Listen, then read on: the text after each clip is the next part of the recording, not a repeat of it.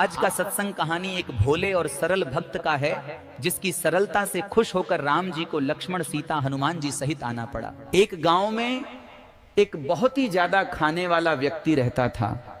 वो बिल्कुल सरल, सीधा और भोला भाला। काम धाम से उसका कोई विशेष नाता नहीं था। उसकी पत्नी इससे बहुत परेशान रहती थी। रोज कहती, क्यों जी, कुछ काम धंधा करो, कुछ कमा के लाओ।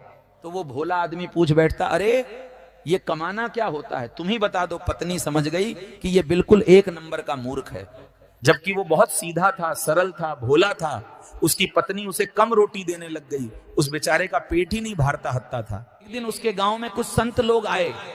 तो जब संत आए तो उसने देखा कि संतों का पेट बड़ा बड़ा था। उसको लगा कि इन्हें तो बहुत खाने को मिलता है, अगर मैं भी इनके जैसे बन जाऊं तो मुझे भी बहुत खाने को मिलेगा।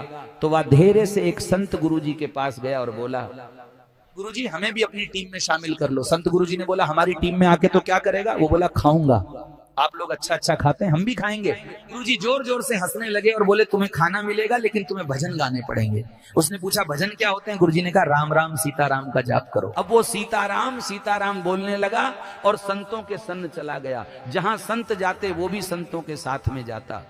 जो संत सेवा करता है और सीताराम सीताराम जपता है, उसे केवल खाने की परवाह होती है। अगर उसके सामने 1 लाख रुपए भी रख दिए जाएं तो वो उन्हें छुएगा भी नहीं। उसे पता ही नहीं था कि पैसे का उपयोग कैसे किया जाता है।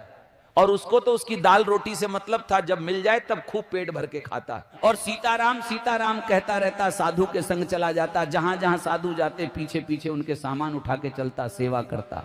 अब वो संतों के साथ जुड़ गया। संत घूमते घूमते अयोध्या पहुंचे। वहां आश्रम में गए। आश्रम में रोज 2 टाइम बहुत अच्छा भोजन बनता था। अगले दिन आश्रम में बढ़िया भोजन बना, अच्छी खीर बनी, मालपुए बने। इस भगत ने भोजन कर और खुश होगा, अरे वो यहाँ तो बहुत अच्छी खीर मिल रही है, मेरी बीवी ने तो आज तक खीर बना के नहीं खिलाई और ना ही मालपुआ खिलाए। सीताराम सीताराम जपने लगा। वो रोज जाके रसोई के पास बैठ जाता और खुशबू लेता रहता और सोचता, आज क्या बन रहा है। बेचारा बैठा इंतजार करता रहता है। बड़ा भोला था, बैठ करके सीताराम सीताराम जब तक पूजा पाठ तो आती नहीं थी। फिर कई दिन बाद एकादशी का व्रत आ गया है। रसोई घर में कुछ भी नहीं बन रहा है। रसोई ठंडी पड़ी थी अभी। यहाँ रसोई के पास बैठ गया और देखा आज तो कुछ भी नहीं बन रहा है। तो उसने रसोईया से पूछा, भैया आज यहाँ खाना क्यों नहीं बन रहा है? रसोईया ने कहा, भोले क्या तुम्हें नहीं पता आज एकादशी है? उसने उसका नाम भोला रखा था। उसने कहा, अच्छा ये एकादशी क्या है? रसोईया ने कहा, एकादशी के दिन साधु संत कुछ खाते नहीं, आज हम सबका व्रत है।